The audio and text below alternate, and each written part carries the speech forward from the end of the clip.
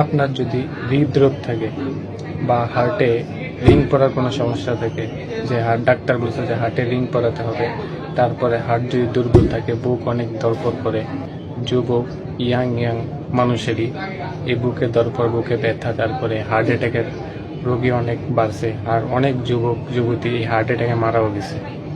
তো 2020 সালের পরে ইয়াং বয়সে হার্ট অ্যাটাকের কেস অনেক বেশি বাড়ছে, তা করোনার টিকা হতে পারে। তো এই লক্ষণের কারণে দুইটা জিনিস হয়েছে, কেউ 2 ডোজ নিছে বা 3 ডোজ নিছে টিকা, তো এর নেওয়ার ফলে শরীরে চুলকানি আর দাউদের সমস্যা হয়েছে, এর পাশে হার্ট অ্যাটাকের সমস্যা হয়েছে, স্পেশালি যুবক যুবতী ইয়াং বয়সের ছেলে মেয়েদের এই সমস্যা হয়েছে।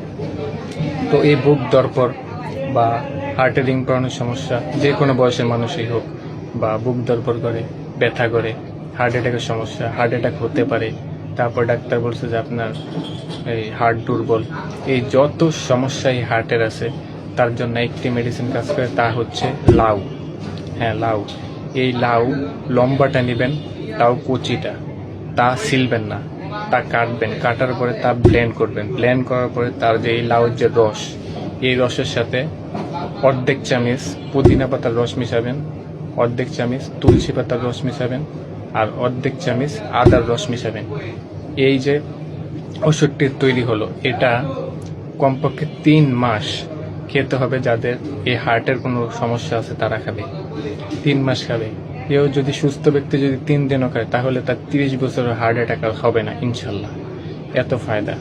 তাই যারা হার্টের রোগী আছে, দুর্বল আছে, তারা রিং না পড়ে, কোনো কিছু না করে, ডাক্তার কোনো চিকিৎসা বা পরামর্শ না নিয়ে শুধু আপনি এই লাউয়ের রস খান।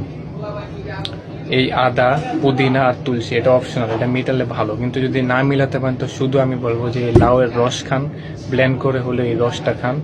ইনশাল্লাহ 3 মাসে দেখবেন আপনার হার্ট পুরাপুরি সুস্থ, ভালো আর সতেজ হয়ে গেছে, যেরকম হার্ট জন্ম নেওয়ার সময় দুনিয়াতে নিয়ে আসছিলেন ইনশাল্লাহ। তো হার্টের 1 নম্বর ওষুধ এই লাউ, লম্বা কচি লাউ। গোল লাউ নেবেন না, ওইটা কার্যকর না, লম্বা নেবেন, কচি নেবেন ইনশাল্লাহ।